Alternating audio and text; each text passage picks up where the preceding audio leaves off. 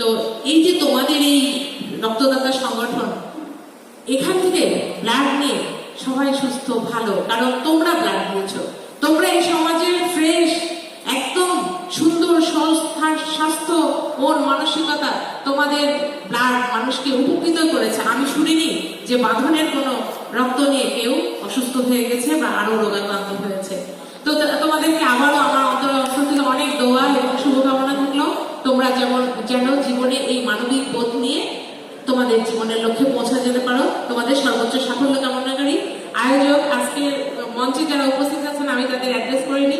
প্রথমে আমি বলতে চাই এই অনুষ্ঠানের প্রধান অতিথি অধ্যাপক A.K. Ilias sir, Dhaka college. Dhaka কলেজের আরো অনেকেই আছেন, তার মধ্যে অধ্যাপক পারভিন সুলতানা হায়দার ম্যাডাম আর অন্যান্য স্যার ম্যাডামদের আমি হয়তো নাম বলতে পারছি না। বিশেষ অতিথি হিসেবে অধ্যাপক ডক্টর H.A. মলিউল্লাহ স্যার আছেন। সকলকে আমার শ্রদ্ধা এবং সালাম।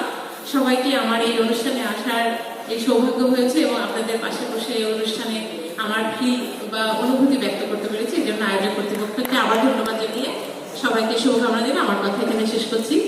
শুভ সন্ধ্যা, আসসালামু আলাইকুম।